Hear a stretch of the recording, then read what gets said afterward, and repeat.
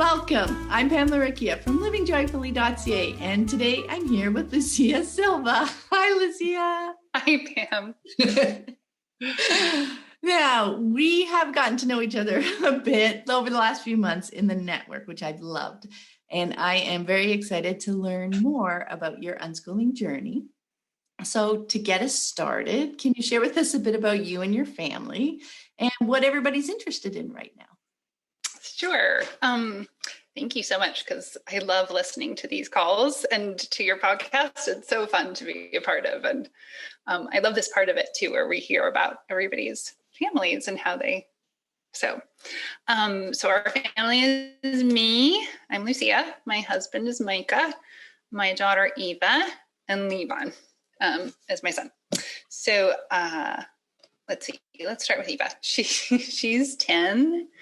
And if she's not doing something else, she's reading usually. So she reads several books a day. She loves graphic novels, character-driven novels. I think that is what really motivates her about narrative and story, especially in literature, is the character. So that's what she reads for. And so, yeah, that's kind of her default. She usually starts the day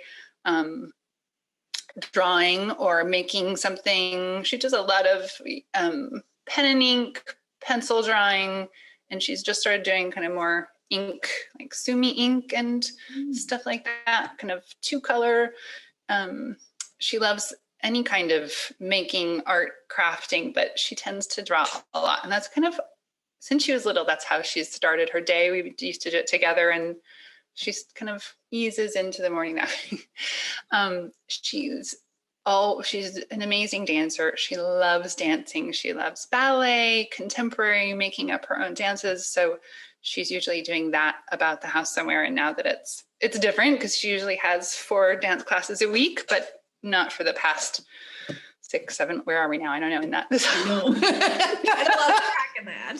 So it's all different, but she misses that a lot. She loves that, give Eva a hard, rigorous ballet bar any day. She just loves that, but she also really loves the creative part of it. So she loves listening to music, really varied music on Spotify. She has great taste, and she loves to play piano and sing. So she's usually doing something around that, or playing on the slackline. We love to play games. Our whole family loves tabletop games, and she loves to play like speed type games like Dutch Blitz or Blink or Set, matching games like that, Rummy Tile. So that's kind of her thing. She loves to cook. She's kind of, just into all kinds of things. Yeah. Levon will be 7 in about a week. So he wanted me to be sure to say that he's 6, because he's not. I keep saying, he's 7, because he's practically 7, but he's still 6, and he'll be 7 in a few days. And right now he's super into coding. He's learning JavaScript. He started learning it through Blockly, and now is kind of working more with the actual JavaScript text. He does Python a little bit with Micah. And he's become interested in coding for like kind of mini video games that you can code on this platform that he works with.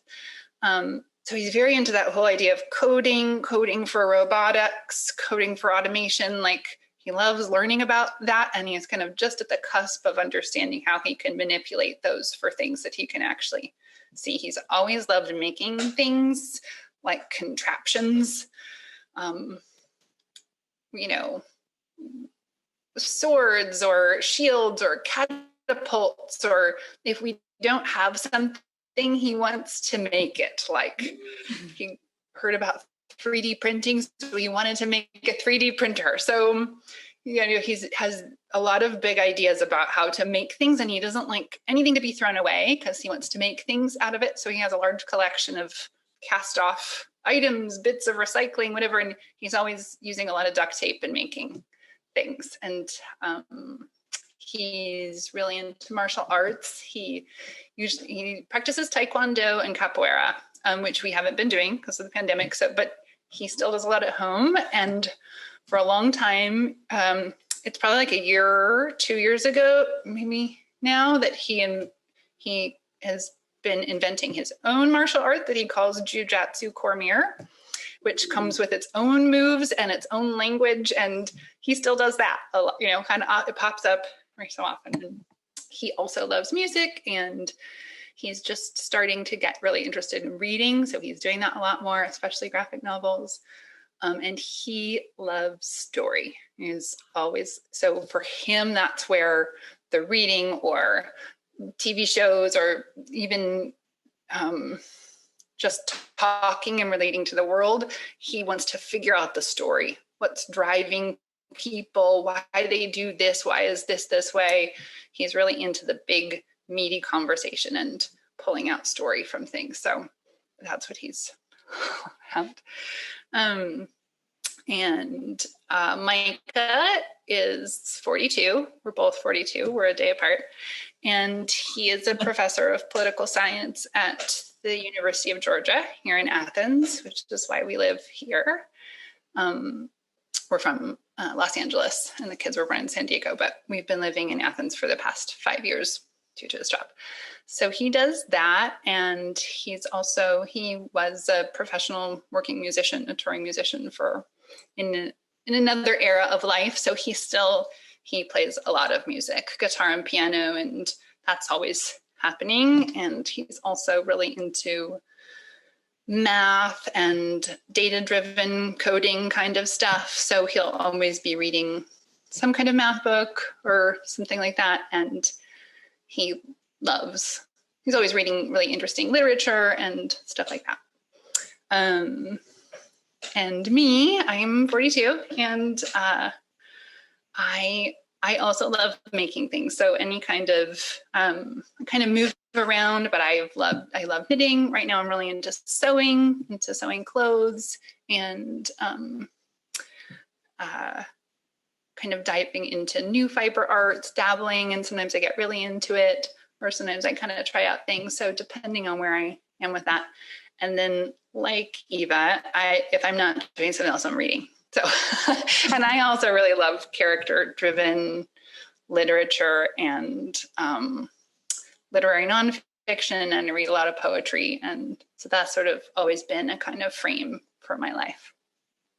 I think that's a tip of the iceberg of what we are doing. Exactly, right? I mean, that it's again why I love this part too. Like, that's why I love to start with the introduction, because it's just so fun to see all the little pieces, and to see the pieces that are like uniquely each person's, yet how they overlap and weave together too, between the different members of the family. And as you talked about for yourself, how sometimes your interests wax and wane, and your kids see that, and that's like, just from you sharing that you're totally okay with that it's normal that things ebb and flow, and we just see where they take us.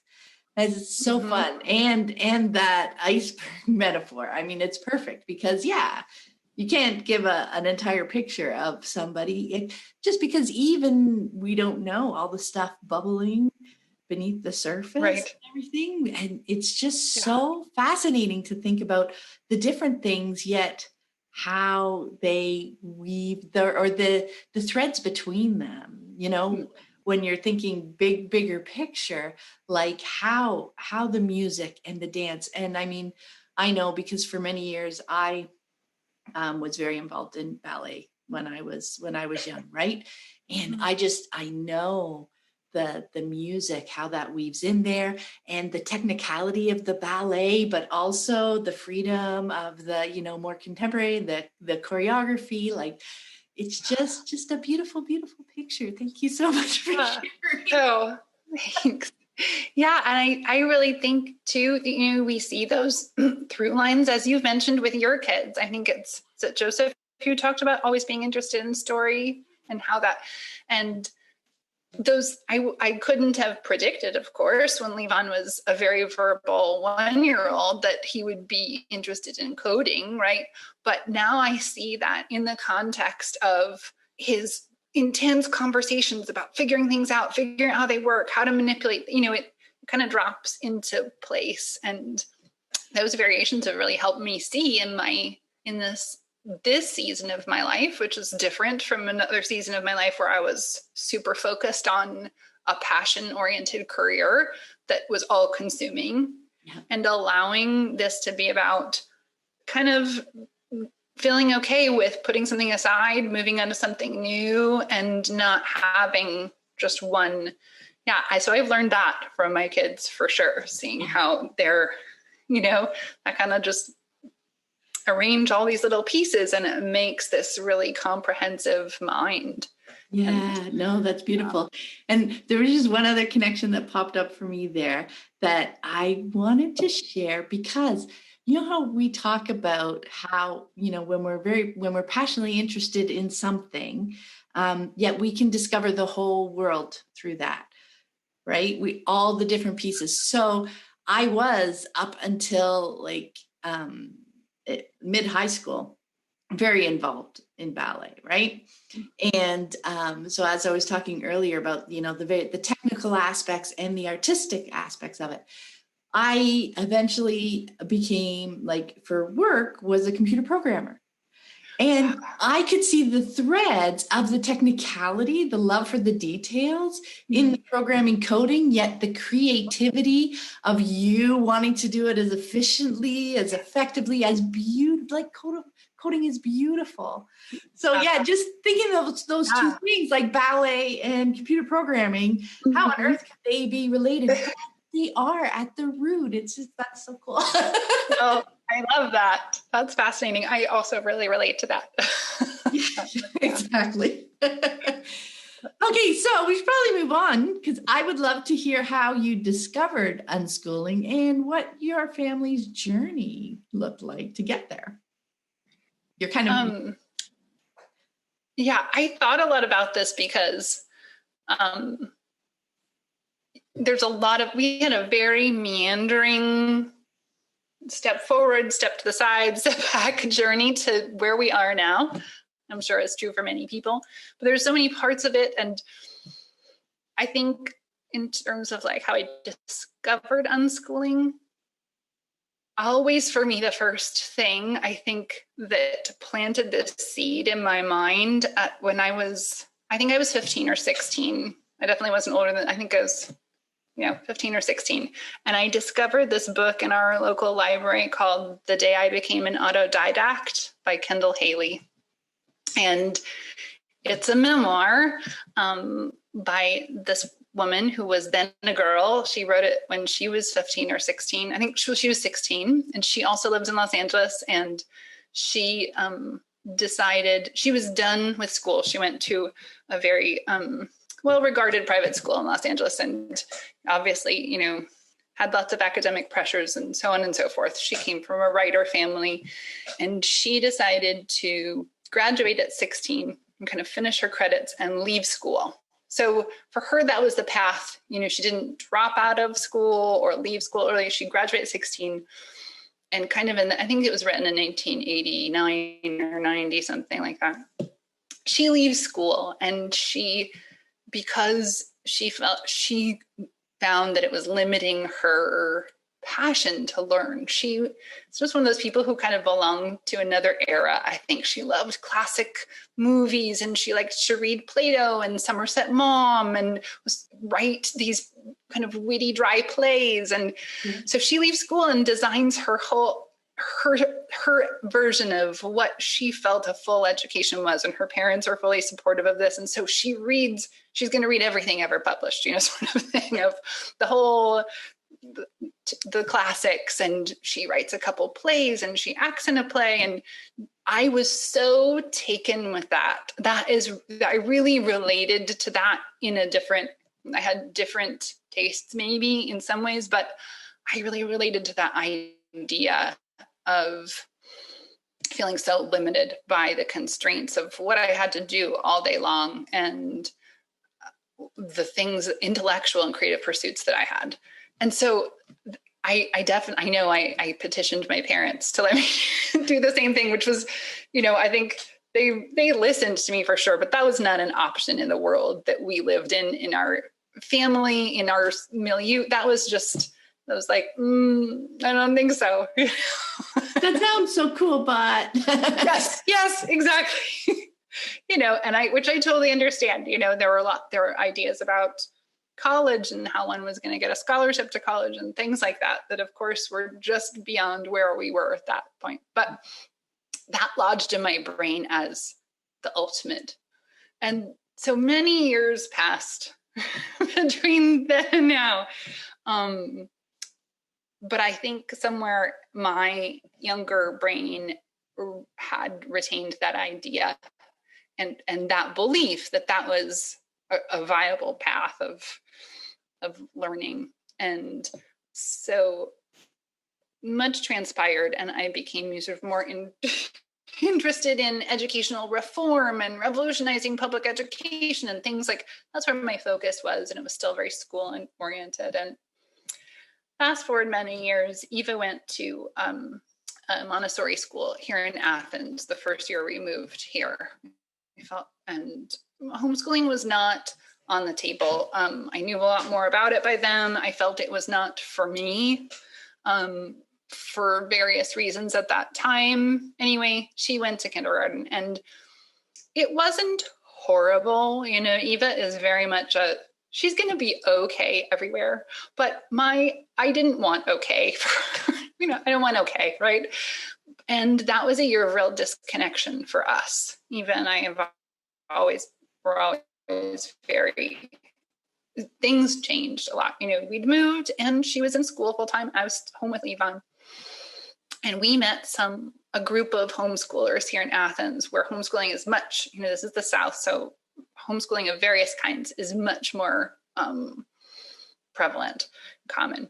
So I met this group of homeschoolers and I thought, and they were a very varied group. And I thought, oh, they look like they like their life. Like their kids look happy. They look happy with each other. They get to do fun things during the day. They're not rushing somewhere in the morning and making lunch. And Micah and I started talking about it more. And, I went to meetings about forming secular co-ops and still trying to figure out the schooling version of homeschooling, Mm-hmm. Anyway, we had decided that we would try it for her first grade year. But in March through April of the end of that kindergarten year, we all got the flu for the first time, really bad.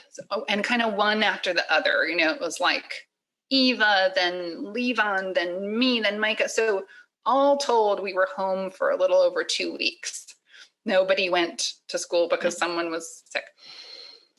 And we had never been that sick, all of us together. Some of us had never been that sick individually. And even so, it was like the best 2 weeks we'd had since we'd moved to Georgia. Because we were home and there was no, let's keep up with school or, because we were all just sort of being together in a very intense way. And we didn't go back. We've never been back to school after that. I called the school and said, sorry, we're done. We thought we're doing the same way. Why would we stick this out? And just to finish the school year seemed like, and we just sort of, that was it.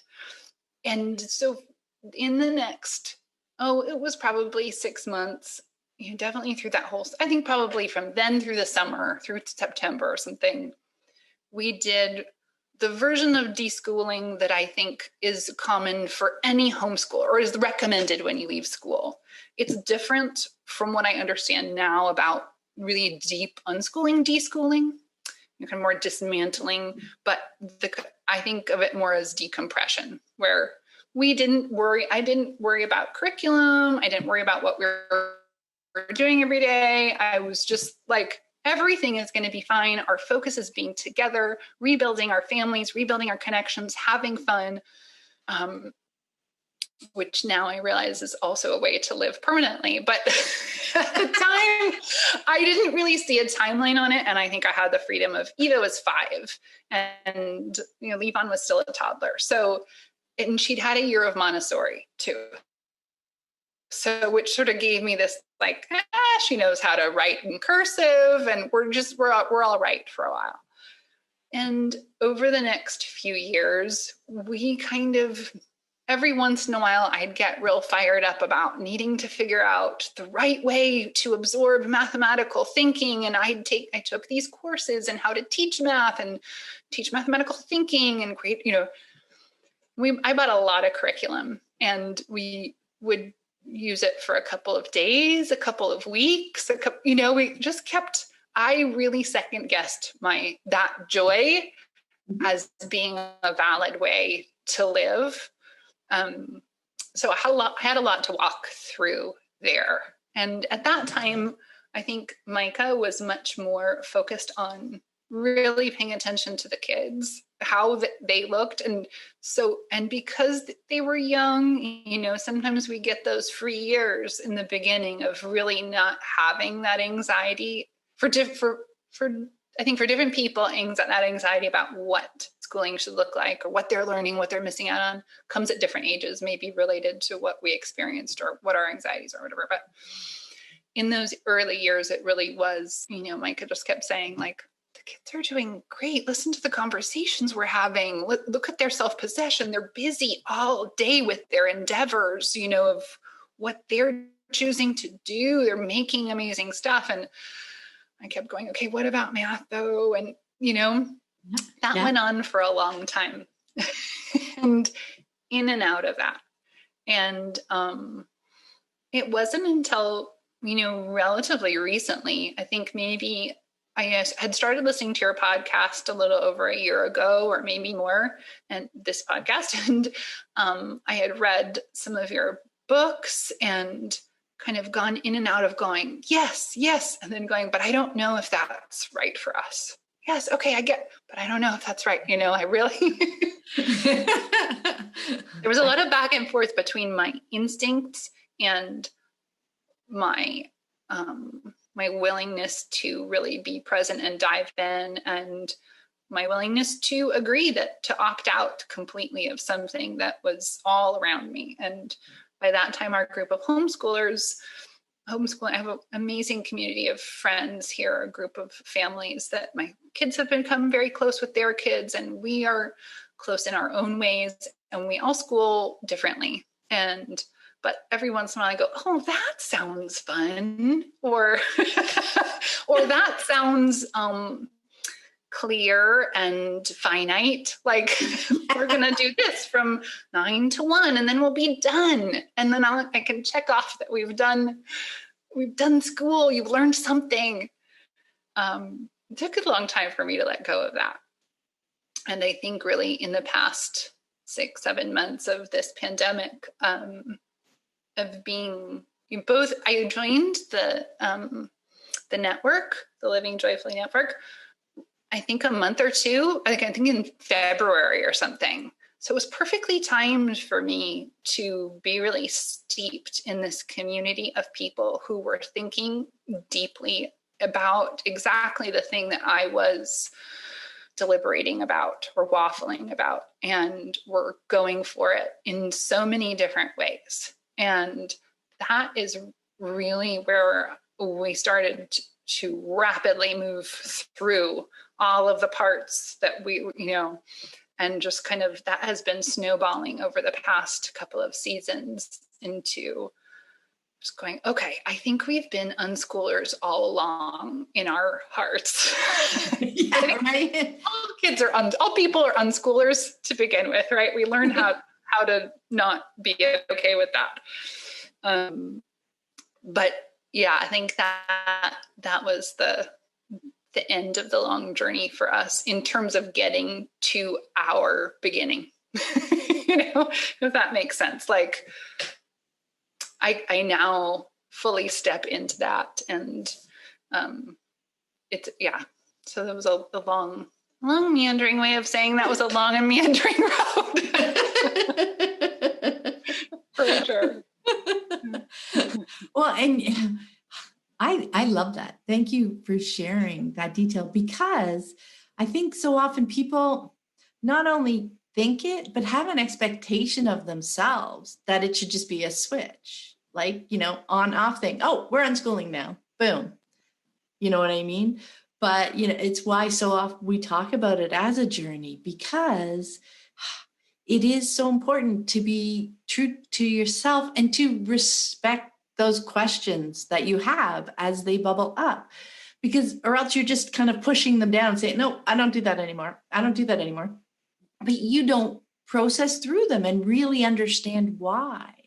And once, as you come to understand why you're choosing not to do it, it bubbles up a lot less in the future, because it's not a question anymore, because we understand. And I love what you said, we're really kind of unschooling from when we're born, because what we get to eventually is the understanding that this is how humans like to learn and engage with the world. Choosing, I love the way your husband's descriptions of, look at their endeavors, listen to their conversations.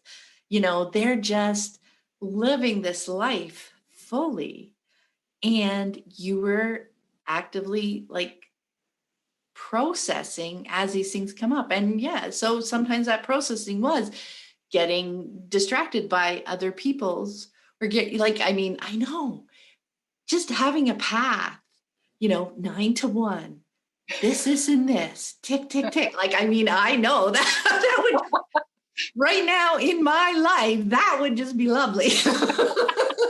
Right? Right? It just sounds so, I don't have to think about this. I just have to do it and move on.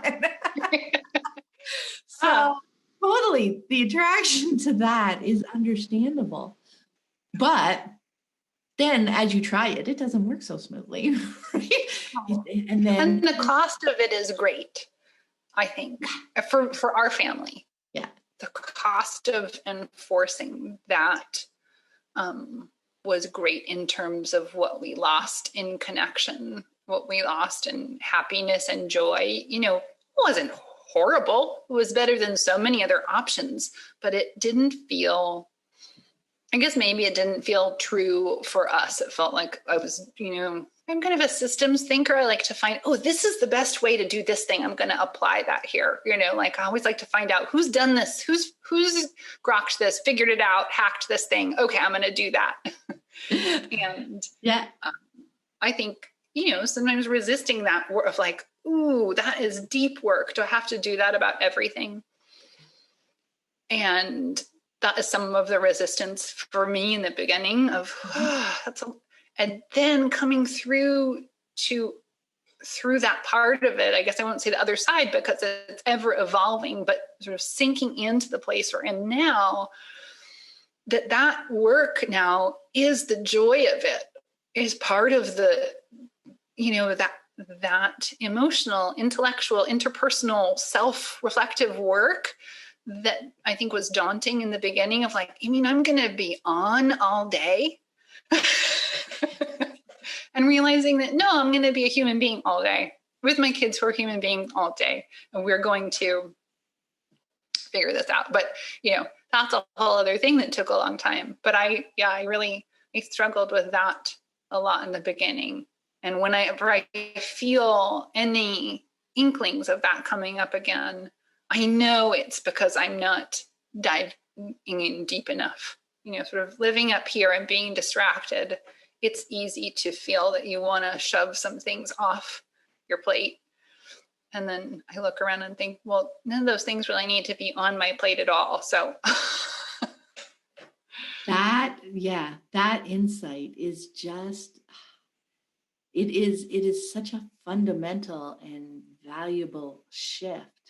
Like from that point where it's like, I need to be on all day, because that's how it feels at first, right? And then you said, oh no, I just have to be a human being. Yeah, that's when we get to the point where we realize I can just be myself, right? And all those wonderful things come from there, bubble up from there, the connections. I can actually be me when I'm engaging with my kids. I don't have to be some version of perfect, watching out for those learning moments, all those little aspects, and the realization that when, it's happened enough times that when concerns are starting to bubble up, that it's actually because we've pulled out a bit right? And we're not right in there with them, seeing what is still happening, right? We've been distracted. We started to get in our head, all those. I love that so much. And that leads very nicely into our next question, because it's what we've been talking about, that first big milestone, right, of choosing not to send our kids to school and looking at the academic pieces, because so often that's where we're starting, right? Well, we're replacing their education with something else. So all those questions you process through the different curriculums, but what about math, And then, so often, what about reading? There are certain things, certain skills that we've just conventionally come to believe that they're harder, that there's something that need a different way than just living them, right? Yeah. But so once you've gotten there is the next step in the journey, right? Because unschooling really does grow beyond just looking at the academics into a lifestyle. So, I mean, you've been sharing that as well here and there when you're talking about the beautiful things that you see your kids are up to and what they're engaging in. But I'd love to hear more about how your unschooling has grown beyond that concern that you were looking at academics. And once you move from that, how did it grow from there into a lifestyle for you? Yeah, I think, yes, we definitely lived in that place for a while of like our version of homeschooling is unschooling. So when we're schooling, we are unschooling. Yeah. Oh, beautifully. That's beautiful. So with that transition between. We did that for a long time.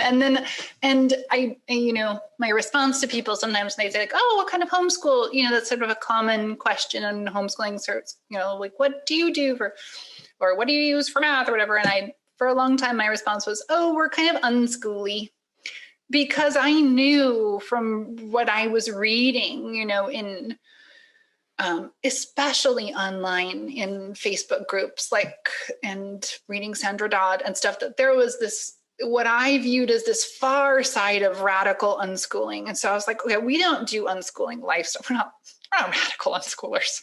We just unschooled the school part. The school part, yeah. Yeah. Which is funny to think about now, but also, it's just, that's what we did. That's where we were. Yeah. And so for me, I think that it came naturally and necessarily from realizing that really living the unschooling part, even in the schooly part, that if that joy was to exist, I think I mentioned this before in the network, and hearing people on your podcast or you or, other homeschoolers online, I would hear in their voices, see in their faces, this like effervescent, bubbling joy of them living their lives with their kids, living this full unschooling lifestyle. And there was, I wanted that, but it was so far from what my experience of life was at that moment in our season of life. I really believed that was just fundamentally not available for me personally, that like there was something maybe even not wrong with me, but like I'm just not that kind of a person, or I'm smarter, or I'm more complicated, or I'm more broken, or had different reasons why that was not. So I think I pushed that away for a while. But as I came to sort of experiment with like the basic feeling of like, okay, a lot of this is feeling great and these areas aren't, or I don't know, it's sort of living more and more in the moment with my kids, not practicing mindfulness as a meditation, but for me, that meditation is being with my kids, with Micah, with our family together, with myself, having a return, experiencing a return to that authenticity of being deeply invested in the moment and valuing that as a practice and a way of living even from the beginning attempts at that was so rewarding. I mean, I think that's kind of the wrong word. It's like self-reinforcing, that what came back was that lift until, it was like a month or so ago, I looked at my cat and I was like, oh, this is it. I'm one of those people who wakes up and can't wait to see what we're going to do today, what we're going to talk about. I'm excited to see my kids. Whereas before I felt that I was arming myself for the day. Why? And feeling bad about, why can't I be like those other people who are, their default is joy or their default is, are you really excited about doing that with your kids? Really? And then feeling bad about that thought because, I wanted to feel that way. I believed that that was an option, but it just didn't feel authentic to me. And returning to that, developing that practice that I think I had with my kids when they were infants of being, watching, mindful watching, and just being totally okay and 100% in with that.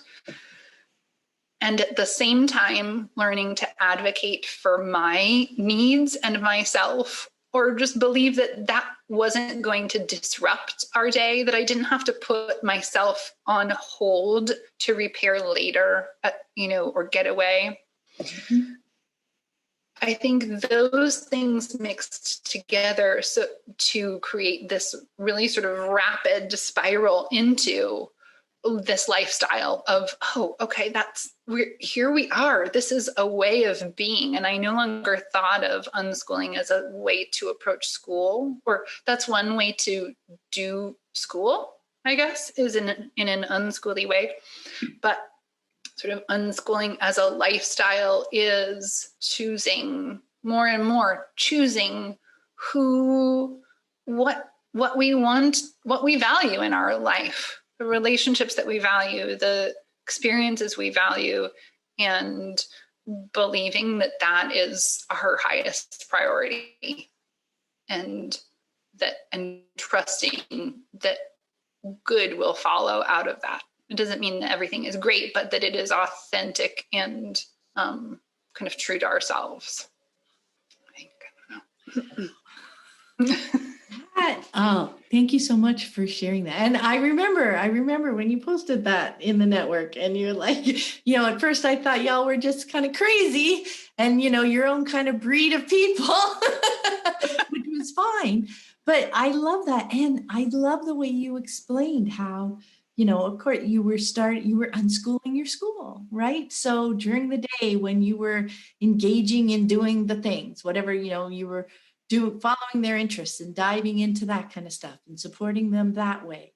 And that you started to gain experience with that, right? You started to see the joy and the fun and just the path, like how things flow. So you're starting to see that flow. And those sections, for the most part, I imagine, the way you talked about, they were going well, right? You were engaged with them. You were having fun with them. You were seeing the joy, you were seeing the learning, you were seeing, how that branches into new places. And then that was starting to bump up against the other parts of your life, right? That you now those were starting to become more obvious that they weren't as flowy or weren't as joyful, that there were some bumps, on outside of the school hours.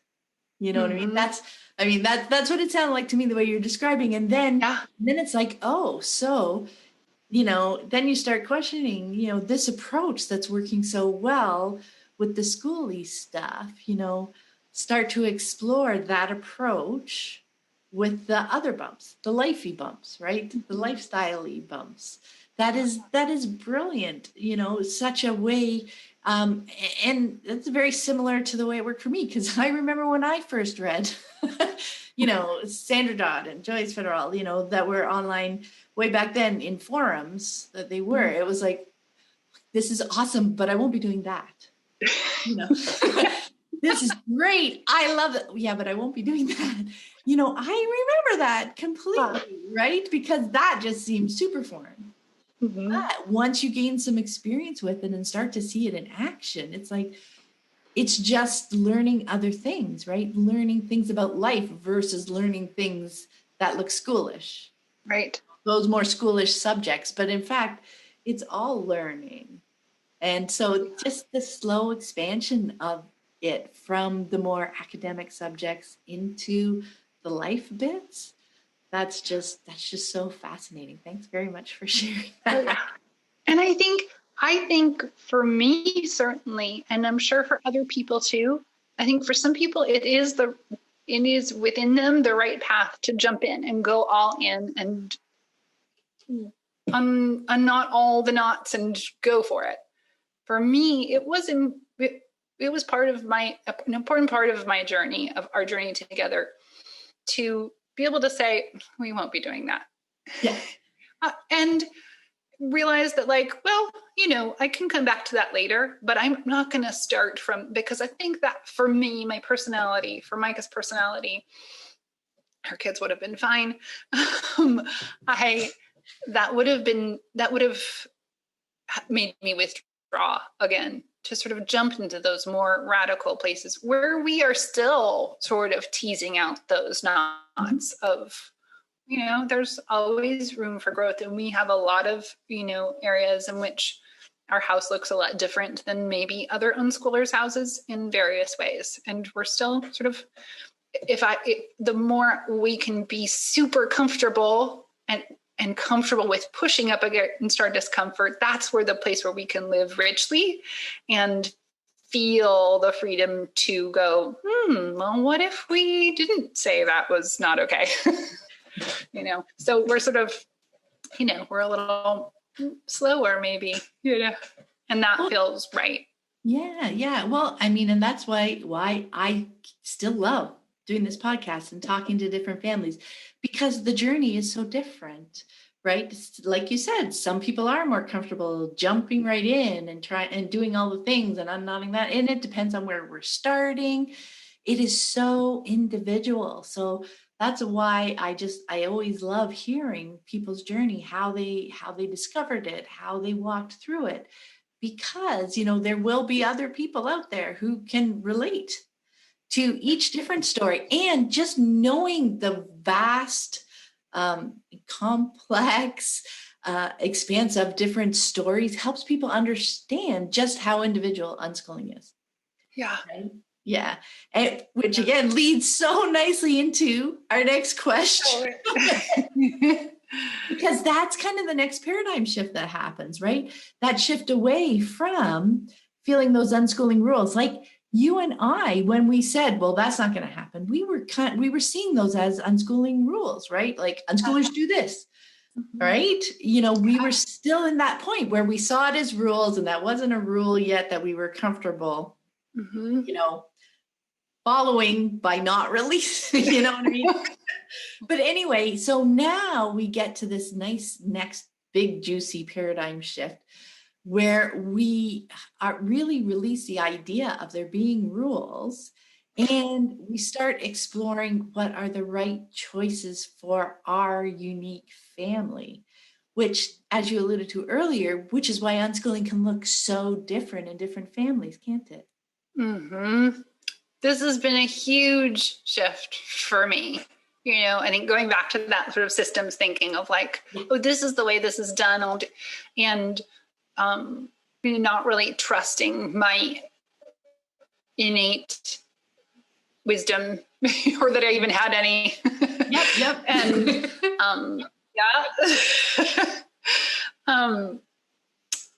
and I think so many of those ideas that I rejected at the beginning and that I still am wary about come from my understanding or my interpretation or my impression of what I see, what I'm hearing from other families, and saying like, oh, well, unschooling means that if your kid wants you to jump on the trampoline with them at 3 a.m., you have to do it and be excited about it. And that's great.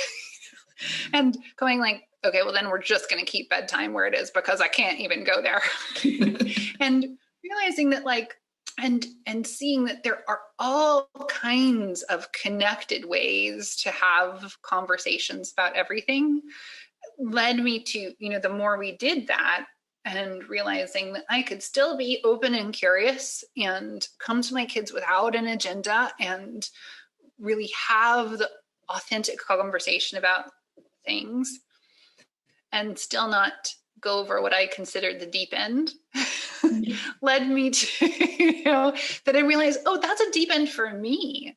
I'm sure things that I do are a deep end for other people, or just like, I don't relate to that.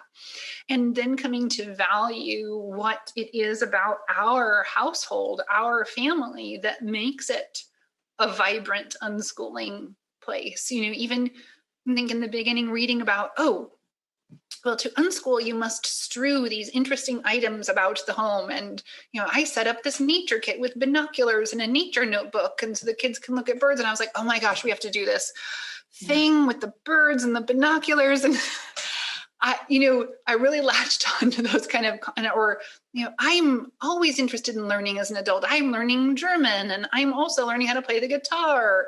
And I thought, I don't really want to, I'm going to have to learn a language, and I'm not really interested in that right now.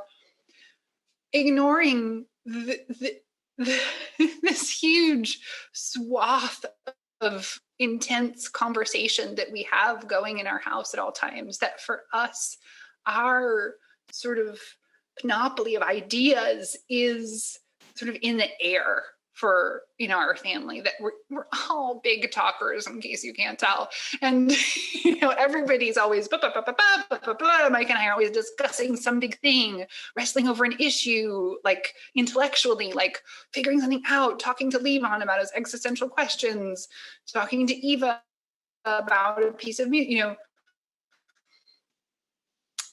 that swirl for us is the life of our home. That for other people might be like, oh my gosh, shut that off. I can't do that all day long. That's what I have to do as an unschooler, forget it.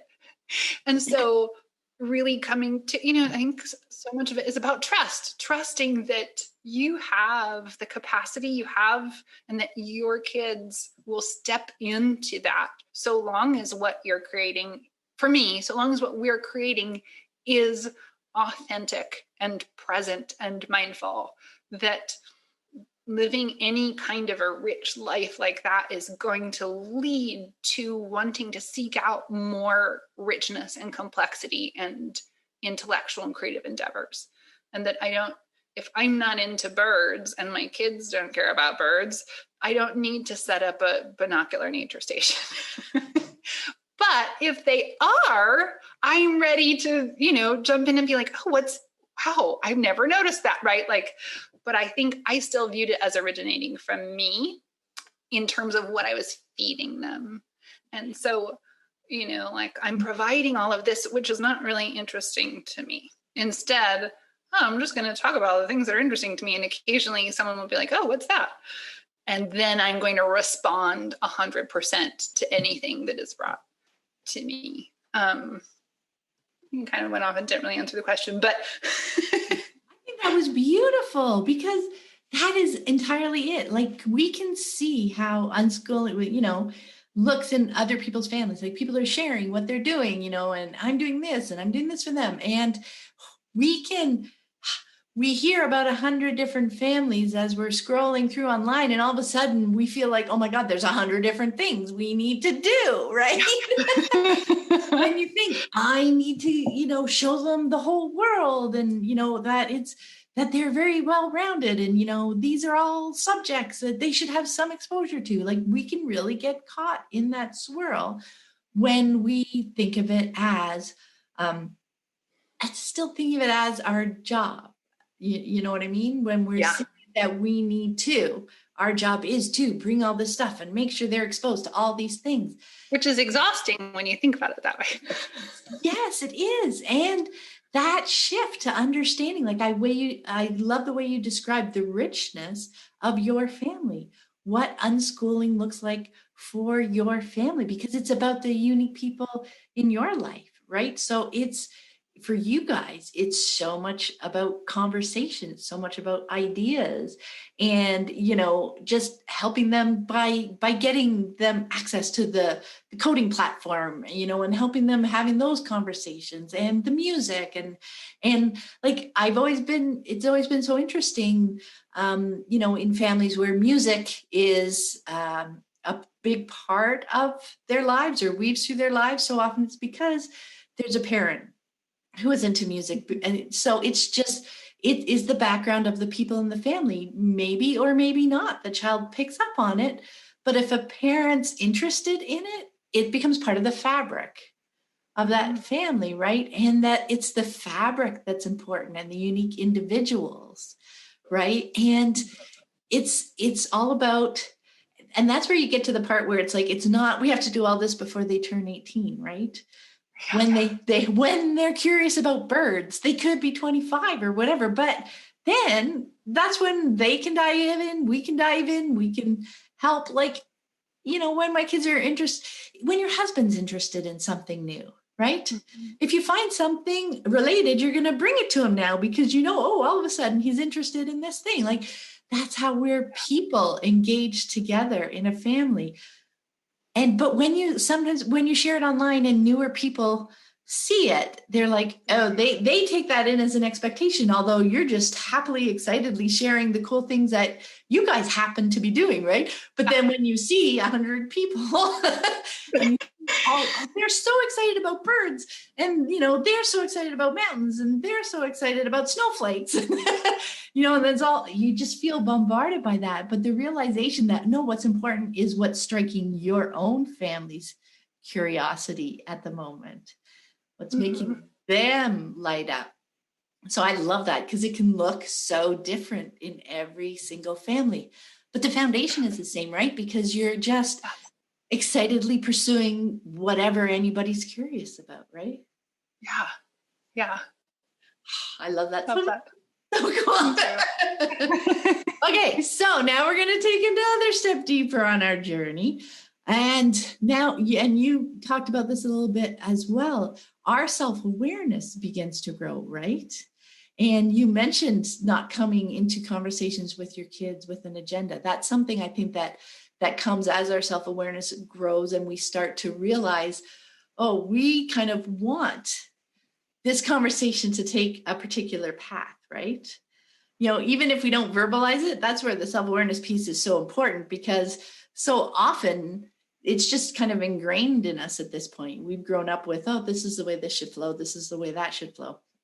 So even if we don't state it, it can easily come across to our kids in our energy, right? Even in how we react to things they say. Something that's not along our path, we go, well, we can think about that. And then something that is closer to the path, maybe we can do that. Just the animation on our face. But when we shift away from showing up to conversations with an agenda and more to, as you mentioned earlier, but just being open and curious about where things might go, it really does make a world of difference to our conversations, doesn't it? Mm-hmm. And I think, yes. I mean, this is something I'm still walking through a lot. I mean, I'm living with kind of a heightened awareness of it, because of work we're doing in the network and in the summit, and also just thinking about, I think I hadn't noticed how much I do that. I think I would have said like, well, I don't do that. But in those really subtle ways, whether, the expression or the tone of voice, or even what my internal reaction is that I'm fighting in the response. And I think the shift from having kind of hard line limits of, we only do video games on the weekend for this amount of time, to let's have a conversation about this, how I feel about it, how you feel about it, what could be a different way to do this. That's where the gray area enters for me, to have the agenda. Like, I realized that some of my conversations were, well, I'm open to talking about that, so long as we end up at a place that I think is reasonable. And one of the, we'd done this a couple times, and Levon was like, oh, cool. Yeah, I think was like, well, how long would you like to do that? And he was like, 5 minutes. And I was like, okay. My instinct would say like 5 minutes is too short. You're not going to like that. But I was like, okay, let's try it. And then he was like, oh, that's really short. I'm like, okay. He's like, how about half an hour? Like, awesome. I love that response in my mind, right? Like, still working with these, this is a process of where we're at. And then the next time we had that conversation, and he said, well, I have to stop because you said I could do this for X amount of time. Well, I'm open to discussing that. We started talking about it, and he said, I don't think you're really open to discussing that. I think you know how long you want me to do that, but you're just saying you're open to discussing it, but it's going to be your rule anyway. I was like, you're exactly right. Just, can see through that so clearly. And I realized instantly what that agenda for me creates is evidence of a mistrust, right? Mm-hmm. Like, I don't trust that he's able to step into that conversation with me and create a dialogue that will be fulfilling for everybody. I think I still need to control that, right? It's like a trust and control issue. So, and the other day, Eva and I were having a conversation with Levon about something some way we wanted to change something in our house. Long story. Anyway, Levon had said no for these finite reasons that makes me feel this way. And in my mind, and I could tell, just sort of seeing Eva's face, I could tell that I felt, well, maybe he doesn't fully understand all of the options or what's really, so let me kind of phrase this a different way. And we kind of came at it a couple different ways, and he so angry, straightforward, just said, I already told you how I feel. And I thought, I don't know. That's so awful. I'm sorry. Like, I really wasn't really listening, And so I think, I really take that to heart, that like that agenda walks all over somebody's feelings and implies mistrust and disconnection. And so when I see, and that when I bring an agenda, even if it's just kind of a sweetening the deal kind of agenda of like, let's go do this thing, or I really want to move this bed over here because I think it would be better, and you can see out the window, whatever, is that kind of creating a template for like, well, I don't trust what you think. Do you really trust your set, right? Like, what I want for my kids is to trust their deep instinct about what is right and feels right for them. This doesn't mean we do everything they want to do all the time, or don't ever go to the store. I think sometimes people think like, well, if you don't control the narrative, how do you get anything done? But when I come at something with an agenda, I'm not having an authentic conversation. So there's no other way to respond but defensively, I think, to sort of hold tight to what they want. Whereas if you come into it really at face value of like, hey, this is what I'm thinking, or I need to do this thing, how should we work it out? That they can drop their agenda and their defenses and offer collaborative solutions or ideas and feel very secure in saying, not for me. Yes, We need to find a different solution where I'm not doing that thing.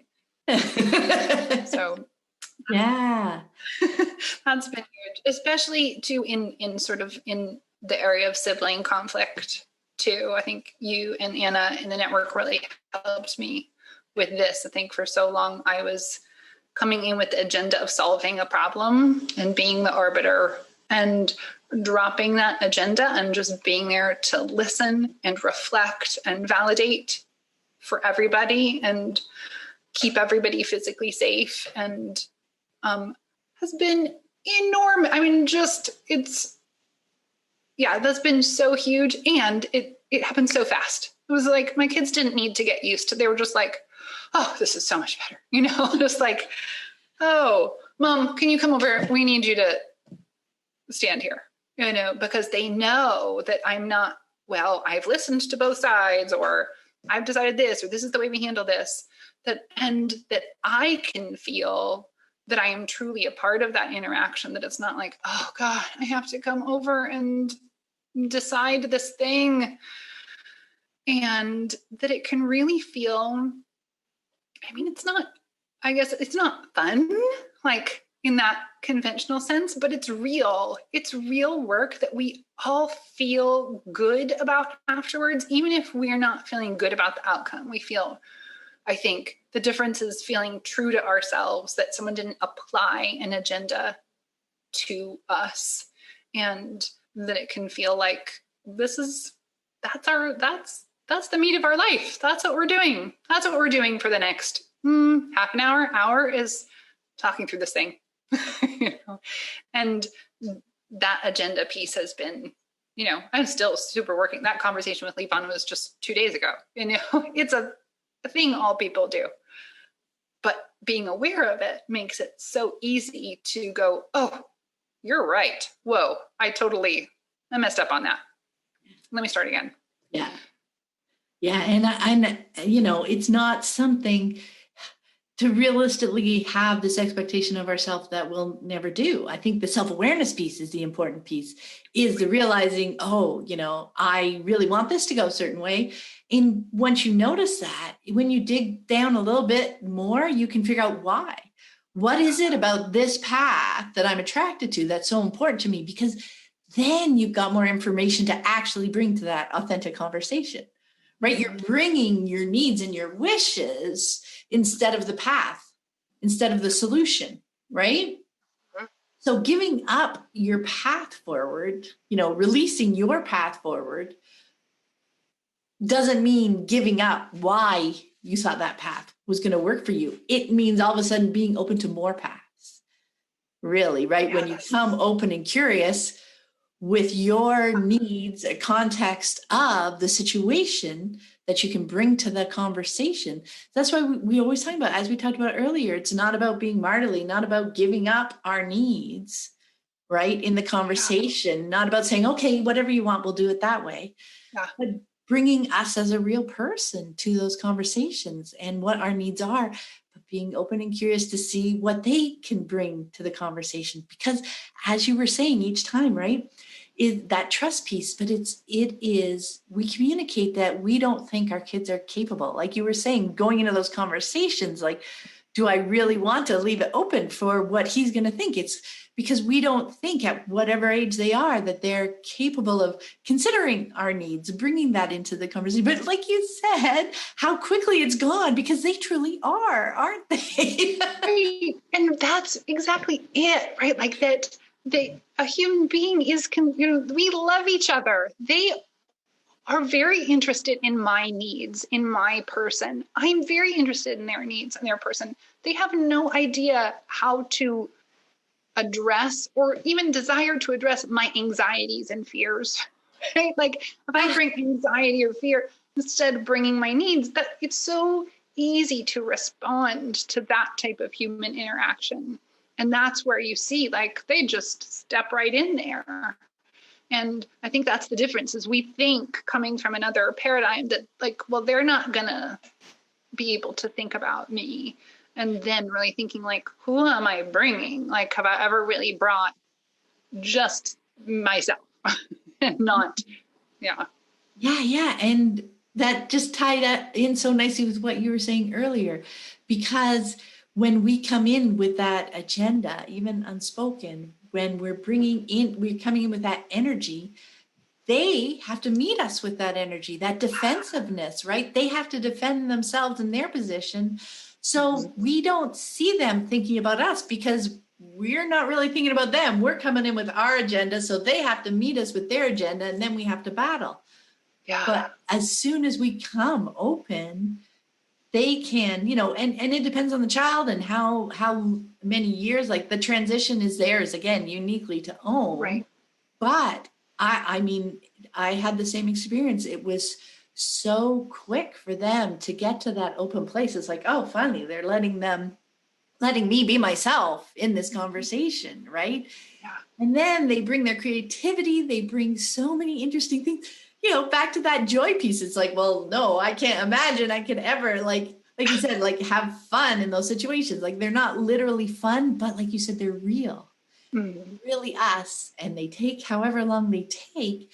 And they just bring such a new perspective, a new light, I think, to like, even if when you're brainstorming at the beginning, sometimes you get like, that's a crazy solution. That's a crazy solution.